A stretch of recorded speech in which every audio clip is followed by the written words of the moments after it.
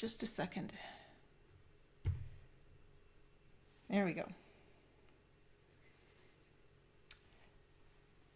Okay, I think it's working now. YouTube's not talking with my streaming software very well this morning, and so it was working a little differently than I expected. I think we're good.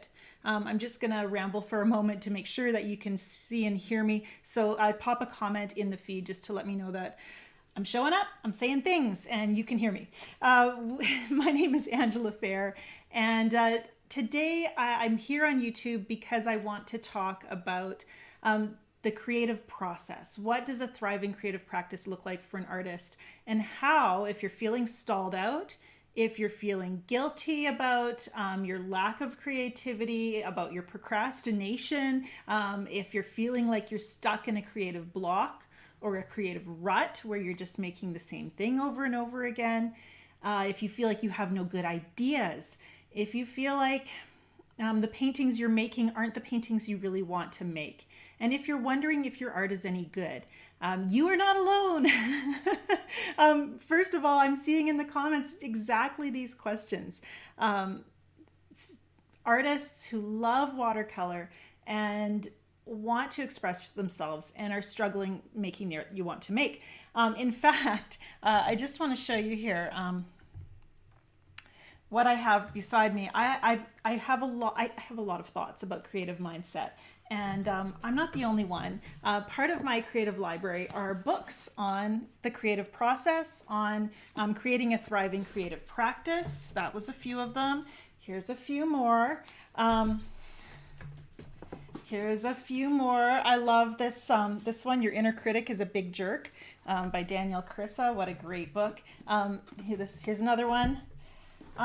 Here's a couple more. You can't quite see it, but this is kind of a stack. I just want to show this to you because artists struggle. Artists struggle to find their way, and that's why these books are written. That's because you're not the only one.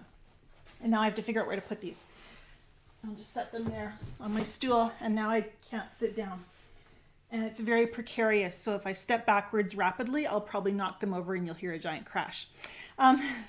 So we have a lot of feelings about our art, and a lot of times they're not positive feelings. They're feelings of confusion, doubt, guilt, pressure, discouragement. And I've been there. I'm a self-taught artist. I didn't have a mentor or coach standing in my corner telling me I was on the right track. I had to figure that out for myself. And somehow it happened. Somehow I started out as an artist who struggled to, wanted to win approval, wanted everyone to think my work was good, and really relied on feedback from others, to someone who had that sense of, well, you know what it's like. You're scrolling through Instagram or wherever you look at art, and you're seeing artists present bold, confident work with boldness and confidence. They just seem to have an assurance that you don't feel. And I was seeing that in other artists too as I learned to paint. So we're going to talk about that today. We're going to talk about it because in order to become the kind of artist you've always dreamed of becoming, we have to figure out who that artist is supposed to be. Also during our session today, I'm going to give away some potential masterpiece art. I have watercolor blocks from Hanamulla to give away to in a draw. So I'm going to show you how to, or tell you how to sign up for that at the end of the broadcast. Hanamulla has generously provided this watercolor paper for one lucky winner, and their paper is one of my favorites. Here's some of the paintings I made this year using the Hanamulla paper, and it's 100% cotton. It comes in these beautiful blocks that are just really fun to paint on, and it's available in North America through there are lots of retailers in the US where you can track down your own Hanamulla blocks. They have different grades of paper. This is my personal favorite. It's the collection. It comes in blocks and pads and loose sheets and rolls as well. So you can find out about that on their website. And here in Canada, I buy it at OPUS Art Supplies. Okay, so yeah, I'll share how to enter that giveaway here in just a few minutes. I want to talk about the stages of development that are typical for artists in hopes that maybe you won't feel so alone if you're struggling right now. And I'm going to ask some questions as well. What does it mean to become your own favorite artist? Can and should you make that your goal? Is that an arrogant thing to claim? I'm my own favorite artist. Can you choose your personal style? And how do you know if you've achieved it? And we're going to talk about obstacles. We've already done that a little bit. And then I'm going to tell you about watercolor mastery foundations so that you can see if this is something that might help you to make the transition you want to make from that struggling, can I do this kind of mindset to a more confident, thriving creative practice. And I think a good way to do that is for me to share a little bit of my story. Like I said, I'm a self-taught artist. I live in northern British Columbia, a rural area, small town. I think we have 10,000 people in our town. Not a lot of resources for artists. And I took my first watercolor workshop here at the age of 18. And it was an 8-week workshop. Once a week, we'd show up at the art gallery, and it was January, so it was 30 below zero. And we'd paint. And I think, one of the youngest students there. Most of the students were retirees, and they were so excited that this teenager wanted to learn watercolor with them, which was good because they were happy to loan me better quality paper than what I could afford. And I started making watercolor paintings. Here's one of them. Looking at this painting now, it's certainly nothing I would put in the gallery, but this is something that I've saved because at the time it was something I was proud of. It was a painting that showed promise and growth and potential. Even though the brush marks now, I see so much uncertainty in all those shapes, really the movements of someone who had no idea what they were doing. And, that's how you start. Everybody starts there. And as I painted, I had to start asking, who was I going to be?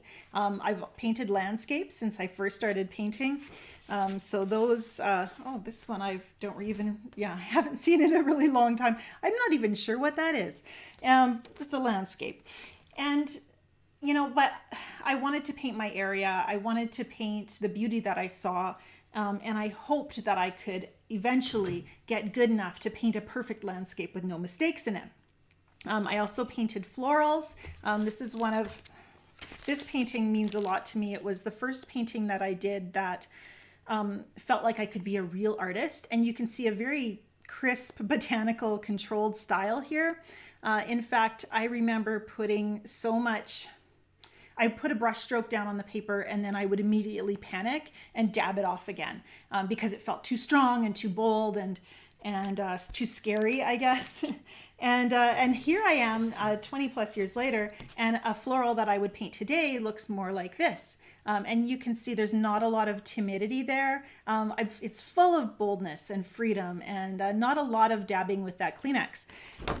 My style has changed over the years. There's a confidence here, but I had to find my way. And I'm thankful for these old paintings that show who I was, because without them, I wouldn't get to be the artist I am today. I needed those paintings to help me build skill, to help me experiment, to help me look for that ring of truth, that resonance that said, this is the artist you want to be.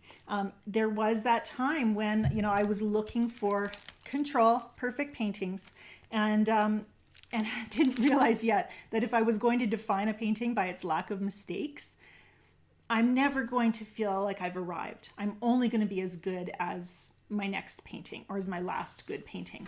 And that was a really discouraging place to be. As I looked for, to answer the question, am I an artist?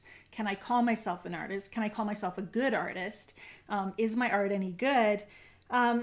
I looked for other people for the answers to these questions.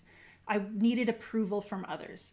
And whether that was, not my family because I didn't really believe them, but whether that was getting my art into a gallery, winning an award, the goalpost kept moving. If I remember there was a time when the local art gallery called me and said they were going to use my painting on the cover of their next show. And, that was a great milestone. but it was never enough. I always wanted the next milestone. Well, I need to have my own show and not just a group show. I need to win not just a local award, but a provincial or regional award. And then, of course, what would be the next step? International, a national award. So I was never satisfied because I was always defining my art by what other people thought of it. I secretly wanted to be great and was looking for that greatness in the approval of others. And I had to let go of that dream, because after that first early flush of creating art that people were very supportive of this young person making art. But then after I'd been painting for a while, it seemed like people weren't as interested in what I was making anymore. All my art kind of seemed a little drab when I would hang it in a group show. And I was trying so hard to win other people's approval that I didn't really trust myself. I didn't know what I wanted. So the rejection, being overlooked by others, turned out to be valuable because it gave me the freedom to say, what if I just painted what I wanted? Nobody cares what I make anyhow. I might as well paint for me. And right around that time, I discovered some mentors, some artists who were making art because they loved watercolor, because they wanted to make beautiful things, and they were trusting their audience to see the beauty in their work, even though they weren't making really representational work. It wasn't super realistic. There was a looseness and a freedom that they had that I envied. I wanted it for myself, and I wanted it to look my way. What I needed as I grew frustrated, as I grew skill and started to want to share my heart, was I needed to own my artistic practice. I needed it to be mine, not, other people's to judge and approve of. I needed to do it for me. I needed to feed myself rather than, trying to serve up something other people would want. I needed freedom from seeking approval. I needed mentors to inspire and guide me, and I'm so thankful for those mentors. I needed permission to take the time to develop my skills, to not always be an outcome-oriented artist where I'm always churning out finished work. I needed to recognize that there are times of transition where you're in an in-between stage where your art isn't going to look like much because you're transitioning. And I needed to focus on building a strong creative process that would support beautiful outcomes. And I needed to understand myself, what I wanted, what I loved. I needed to make room for my art practice to fit my circumstances. As I grew as an artist, I was also raising a family, working jobs. I needed to recognize that art had to fit in there somehow without feeling guilty about it not taking up a bigger part of my life. I needed to make a guilt-free creative space, basically. And I needed opportunities to develop my skills that were balanced with space to express my own voice. I wanted to get better at technique, but I also wanted to think about my personal self-expression. Those two things are important, both of them, and it's not either or. And these are things I still need today. They're still what I focus on when I come into the studio and think about, how am I feeling today? What's my creative practice going to do for me today? And I really work continually to keep that practice in this beautiful place of, this is for me, this is my happy place, this is where I find out who I am. And I want to encourage you in that, because as I started, if you're connecting to any of this, and if you're hearing, this message of, maybe that's what my creative practice needs, freedom, space, focus on process, guilt-freeness. That's not a word. As you think about moving away from this desire for perfection and wanting to be more guided by your inner voice, your inner artist, listening to your heart's cry for your art means you're stepping into an unknown, because there's no book. I had a stack of books I showed you, but not one of those will show you what your art is supposed to look like. That's up to you to decide. And you can have a vague direction of vague idea of the direction you want to take, but that doesn't mean you know how to get there. And that's exactly where I found myself as I started to make this transition from, rigid and stiff paintings, beautiful, yes, but very controlled, to the freedom that I really wanted to share. And so as I started to move in that direction, I didn't know if I could get there. There's a lot of uncertainty there. But as I look back over my journey, 10 years later, I'm happy. I see the path.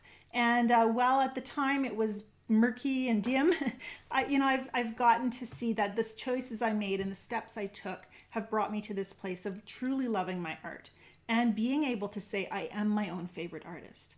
I'm my own favorite artist because I'm creating art that resonates deeply with me.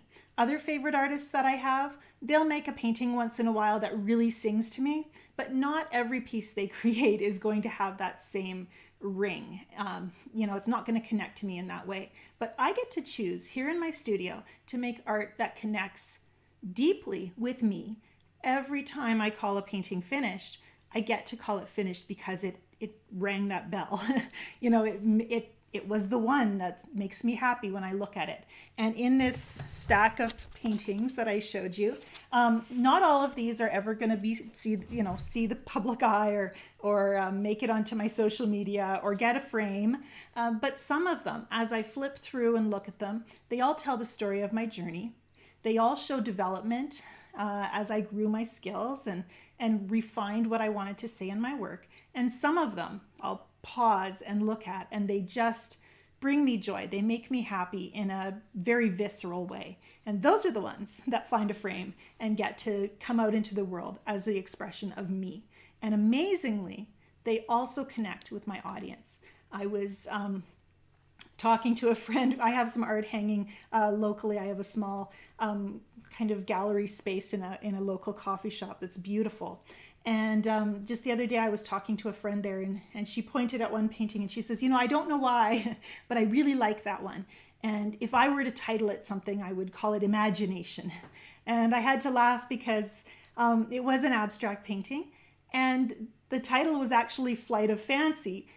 It's basically the same as Imagination. And so somehow what she saw connected with my intent for the painting. And, it was, I don't know why I feel this way, but this is how I feel. And it was an amazing moment of connection. And she's someone who doesn't think she knows about art. And yet, that little whatever, the little message of the painting came through to her. And what a privilege for me to be able to share that with others. What a privilege for you to be able to share that. And that is my hope for every artist that I talk to. If you're looking for something more from your art, connecting with others through that deeper message of a painting, even when you can't articulate it in words, it's so exciting and so powerful. Okay, totally lost my notes. Let's talk about learning watercolor a little bit, because I do believe that if you want to create work that makes a heart connection, you also have to recognize that learning watercolor is a process. You're probably not going to do a deep heart connection thing in the first early stages of learning watercolor. What we've seen is that artists tend to go through very typical stages of development, and sometimes we linger in between those stages. So as I list these, don't feel like you have to fit one label specifically. You might find yourself kind of hovering between some. First of all, we see artists who are just beginners. They're unconsciously unskilled. Brand new to painting, feeling excitement about what emerges on the paper because they have no expectations of greatness. And so painting at that stage is really fun because any little hint of beauty is so exciting. As we grow in our skills, we find that we start to have some expectations. We paint something exciting for the very first time, and then we want to do it again deliberately. And that's where it gets hard, because we start, trying to replicate a result and not being able to do it very consistently. And this is a process of skill building. Learning watercolor techniques, we're painting with water. Water is unpredictable. Water's powerful. Water's amazing, and it does amazing things, but it's also very difficult to control. And for myself, I moved from trying to control watercolor, I could show you my botanical painting again, to wanting to give it the freedom to move and then respond to it. Something like this relies on me being able to trust myself that as I let the paint flow, I start to see shapes and draw them out. And it's so exciting to see that happen and to trust yourself to be able to make something beautiful out of, a kind of exciting but uncontrollable flow. And that takes time, and it takes repeated brush miles, hours spent just exploring watercolor and noticing what it does. And this is the skill building, really a focused skill building time. We like here in my learning group, we like to call that being consciously unskilled. You recognize you have a lot to learn and you're focused on building those techniques. And this can be a discouraging time because a lot of times we put a time limit on how long it should take us to learn something. And I often see artists quit because they feel like, well, watercolor is just not for me because I haven't figured it out yet. I'm still being surprised by watercolor and what it does. And although there are things I can do predictably, I tend to want to surprise myself, to push a little harder, and to push my limits a little further. And so the desire for control is not really the goal here. It's more of an awareness, an observation, and an alignment with the skills of watercolor. And as you start to practice over and over again, you're going to notice that there are certain things you can do repeatedly. You can make decisions and plan what's going to happen in your painting just a little bit more. And as that starts to happen over and over again, I see artists start to crave the ability to express themselves. That focused skill building is a time of often copy work. You're following along with instructors, doing step-by-step demonstrations. And as you build those skills, you start to want to make your own original work in your way. And this is the transition that we're talking about for Watercolor Mastery Foundations. It's coming from that consciously unskilled place to being consciously skilled. You have those skills. You have to think about it a bit and control them, but they're there. You can make watercolor do great stuff. And now it's time to start thinking about how you express yourself. And as you move into that stage, technique grows stronger and stronger until you can almost not think about it at all. Your hands know what to do, your brush moves on its own, and you're thinking totally about style and expression. And what a great place to be if you give yourself permission to freely explore your own personal style and voice. But a lot of times, what happens as we want to build skill and we follow other instructors is we start to tell ourselves we need to be like someone else. The world is busy telling us that we're not good enough. We need to try harder, be faster, be smarter, more skilled, more polished, more finished. And there's not a lot of place for people for us just to be ourselves. And who is ourselves? who am I? Sometimes we just lose sight of that as we're trying to win that approval and show skill and be great. And we want to make great art, but we haven't really defined what that is. And so Watercolor Mastery for me is the course that I wish I'd had when I started to make this transition from focused skill builder to creating more self-expressive design in my art. It's hard to teach because how to discover yourself in your art isn't something I can teach step by step. It requires a trust between the artist, the instructor, and the student. I need to trust you to apply the principles that are demonstrated, to take the information offered and apply it to your art. And you have to trust me that, some of the crazy things I ask you to do are actually going to contribute and help you become the artist you're meant to be. You have to get out of your comfort zone in order to grow and get away from the idea of this is how I've always done it, so I don't want to change. And in Watercolor Mastery Foundations, I've set up 4 goals for my ideal artist. First of all, let's talk about the 4 goals that I have for helping my students for the objectives that this course should create. Number 1 is to help students transition from leaning on an instructor, from being led and fed by an instructor, to being more self-led and self-directed, from trusting that you'll know what you need to make the art you're meant to make. Second, I want to see students coming out of this course with a healthy creative practice, not one that's full of guilt because you're not doing it right. And a healthy creative practice is one that fits your situation, your circumstances, the time you have available, and the phase of life you're in. This art practice is for you, and you get to structure it your way. I also have a goal that will, and this is the most exciting one, that my students come out of this course with a sense of confidence and peace at where you're at in your creative journey. You can't decide how long it's going to take you to learn or to become the artist you're meant to be, tomorrow, next week, next year. But you can find joy and celebrate where you are right now and how it's making you the artist you're meant to be. And I love seeing artists who are confident that as they continue in their creative journey, you're on the right path and you have an idea of the steps ahead. Additionally, I want to help you create a blueprint for growth, to balance growing skill with that self-expression and making space for both in your creative practice and knowing when it's time to move towards one or the other. Well, I'm just going to take a look at the comments. I've been talking for a minute. I need a glass of water. Robin's sharing. She's just reiterating some of those principles in the comments. Thank you, Robin, for doing that. Robin is my right-hand person here in the, when I'm teaching, and she can also help answer some of the detailed questions about the course.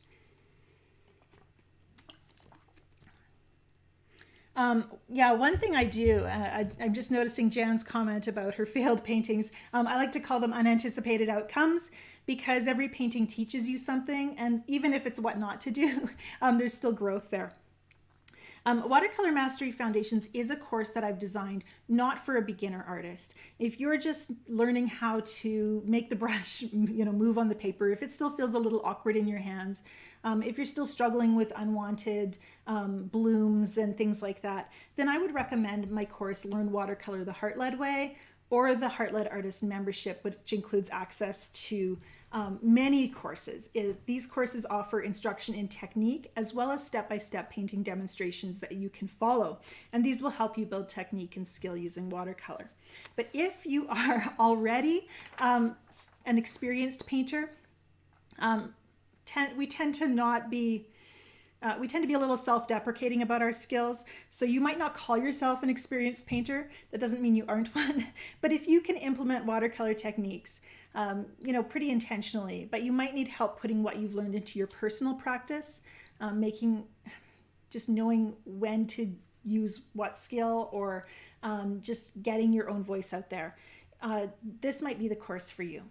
If you're a self-motivated artist, you're not looking for a quick fix, and you understand that art is a lifelong journey, Watercolor Mastery Foundations might be for you. This is a course that you work with to apply these skills to your own creative practice.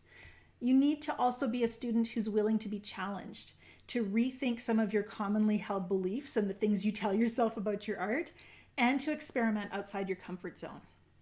If we want to grow, we can't be comfortable all the time.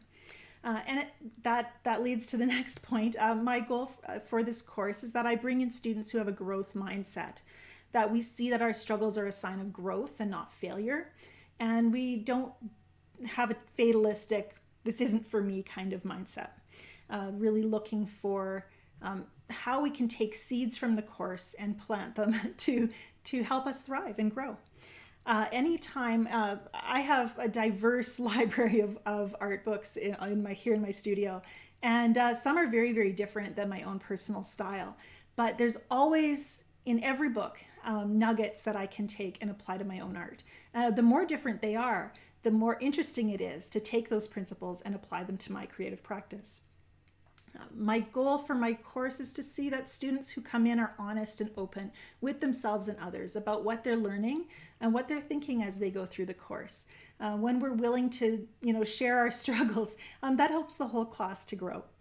And I'd like to see the course filled with students who recognize the personal benefits of a thriving creative practice, that when our art is healthy, when our creative process is healthy, it affects how we approach the rest of our lives. It gives us a little more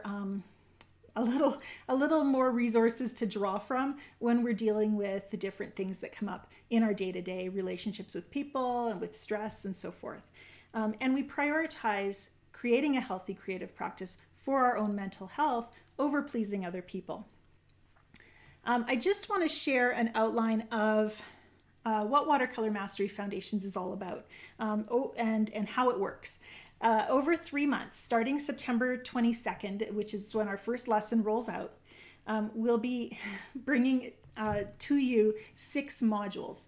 Each of these modules contains a principle that will help you become a confident, creative artist who is on the road to saying, I am my own favorite artist. The course will run for 12 weeks from September 22nd until just before Christmas. And with that 6 module course, let me just outline what those modules are. We start module 1, we start the course off talking about what to expect, defining transformation.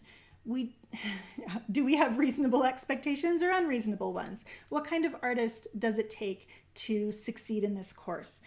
We start to look at understanding our personal creative process. It's unique to each of us, and setting goals for change. We redefine success, and we learn how to work with mistakes, which is one of my favorite things to teach.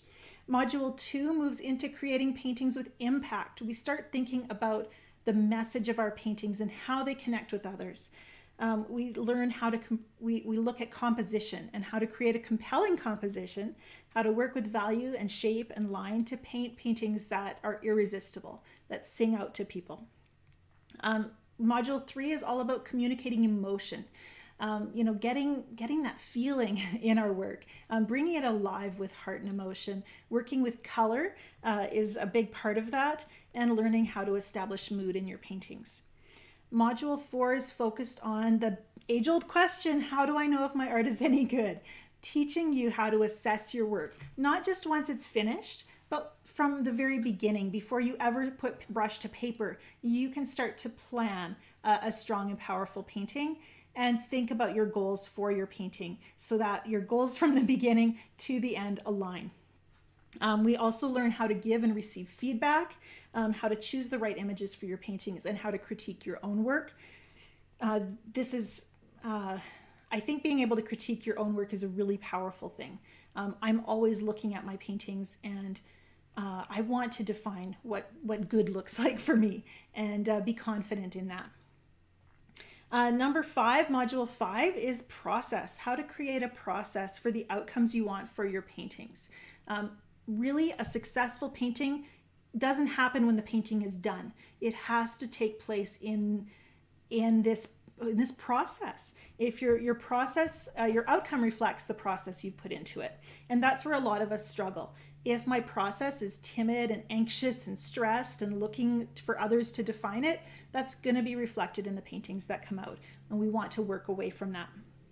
We'll be talking about how to develop a body of work, developing long-term and short-term goals for your work. This goes on beyond the course, but into the years to come. And understanding, setting those goals for your art so that you can watch them happen, watch them unfold as you work and create that body of work that I look at my paintings now and I see from the very first painting to the paintings I'm making today, this thread of story that just runs through all of them. And it's exciting to see. And then module 6, we close by studying your authentic voice, understanding and shaping your personal style, making peace with it, not wanting to be somebody else, but really learning how to love the personal style that you have, learning how to feed your creativity so that you can grow in the direction to take your art in new directions, directions that excite you and make your heart happy, and how to share your message and learn to talk about your work, which is a big part of marketing and sales if you want to go in that direction. We'll be talking about communicating your message, not just on the canvas or paper, but actually, when you're out and talking about your work. I don't know, it's so easy to get tongue-tied when we start to explain why our paintings matter. This course content is made up, we really want to reach a large variety of learners. And so the course content is made up of both written and video lessons. It includes printable worksheets, and every module will also include a live Zoom discussion that will give you the opportunity to ask questions and really unpack some of these concepts in a student, in a group session. And I will also, I'm excited about this. We're also hosting a workshop day on November 19th where we can come together and paint and talk, in an extended period of time. So I'm excited about that. Your enrollment in Watercolor Mastery Foundations also includes a private discussion group in my Heart-Led community where you can post your work and ask questions. And you receive a 3-month membership in the Heart-Led Artist community so that you can take advantage of all of the resources there, as well as the course resources. It's a lot of content. I'm happy to answer some questions here as I wrap up kind of my notes. I think I've got all the pages covered. I know some of you have questions about what the course contains or how it works. I always get questions about the Zoom session if you can't make it. First of all, we're trying to run 2 different times so that you can be part of like Group A or Group B, so that there is a time that works for you. But if you aren't able to attend those sessions live, they are recorded so that you can watch them later and then ask your questions in the community. What else have we got here? We will be doing this course again. Because I would really hope that if you're enrolling today, that you are able to invest some time every week in going through the concepts of the course.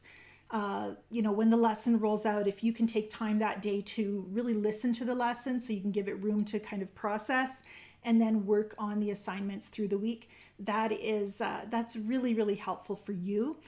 So many people buy an online course and don't ever dive in and finish it. I'm one of them. And so we really want to do this as an interactive series so that you are prompted to participate in the lessons as they come out, so that you do get the most out of the course.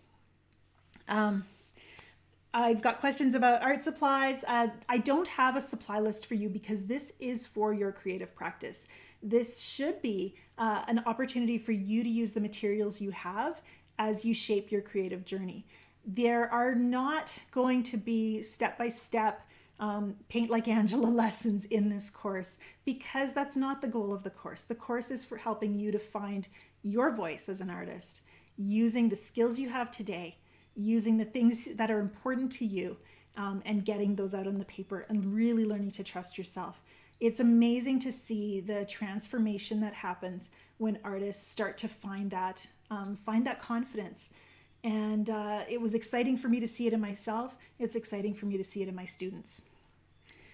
Is Facebook the only platform for the community? No, Helen, the community is actually not on Facebook at all. It's on my own private site. So you do not need a Facebook membership in order to participate in the community. You will be sent instructions on how to join our community, and it is private just to my students. Additional questions? So I will be running another session of Watercolor Mastery Foundations in January, if that's a better time for you. I cannot guarantee, this is something we plan to do, every year, but I cannot guarantee the price will always be the same.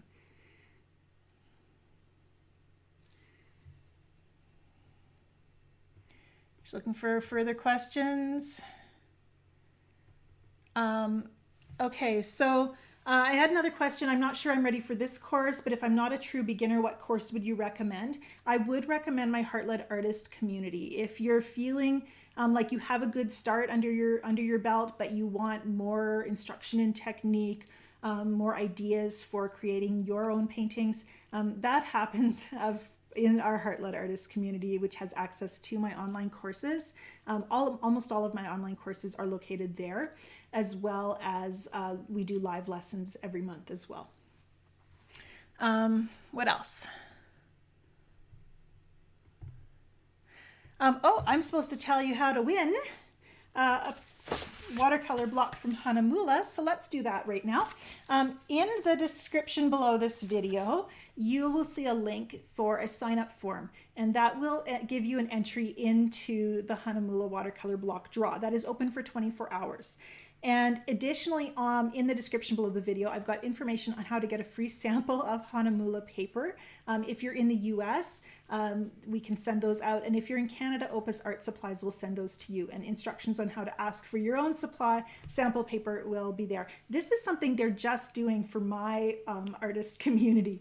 So make sure to mention that you've watched this session, and they'll send that out to you. They don't do it for just anybody. I don't know. It's a lot of work to send out all of those samples, I guess. So do check that out in the description below the video. I also have a link there for enrollment to the course. Watercolor Mastery Foundations is priced at $500 US. $499, I guess, is the actual writing on the page. And you know, I haven't charged this much for an online course before, but I started to break down everything that's contained in the course, and it is actually about a $1,200 value. So we have a lot of great content there, and we want to see. My goal for this, and every lesson I work on, is how is this going to help my students transform and find their freedom, and that is our goal. And I'm just focused on that as I share this content. It's involved. It's been really interesting because as I've worked on the course modules, I've really had to dig and to really look at what did make the difference for me. How was I able to change from someone who's so desperate to make a perfect painting and win other people's approval to someone who I love what I do, even if nobody cares. I'm proud of my work. I'm happy. I'm happy about it. I love to share it, and it's brought me so much joy in my life. You know, even if all of my paintings were to disappear tomorrow, if my studio burned down, what I've gained from making art is something that will stay with me for the rest of my life. The greatest gift that art has given me is here in my heart. It sounds so cliche.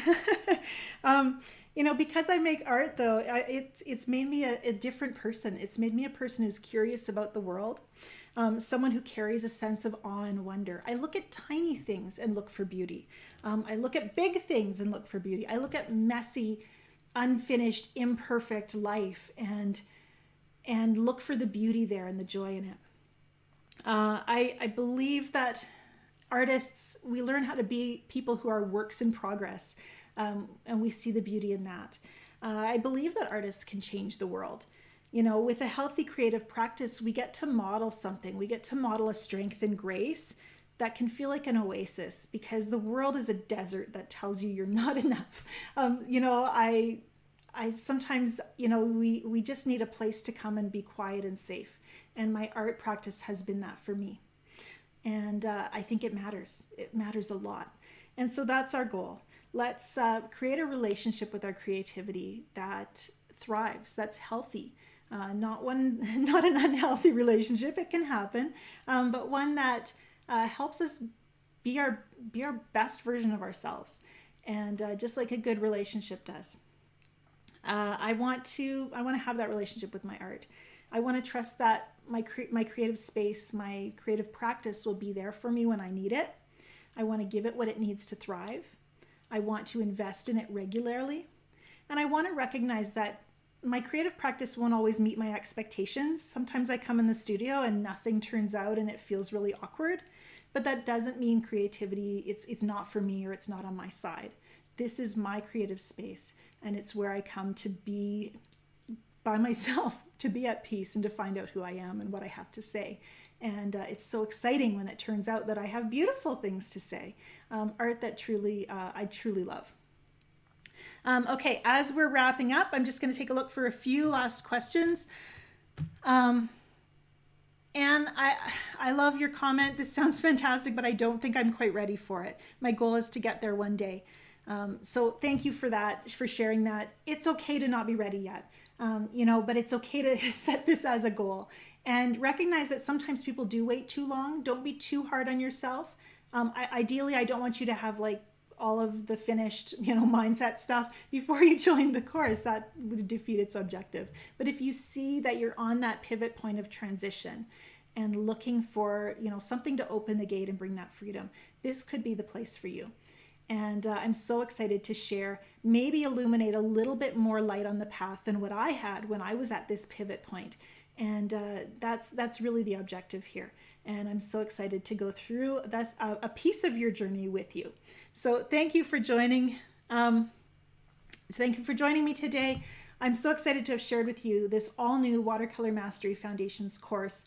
It's just exciting to bring it to life, a little scary. And I'm so excited to be opening the doors to the course on September 22nd. You have until September 19th to sign up. So if you're thinking about it, do click the link in the profile in the description below this video.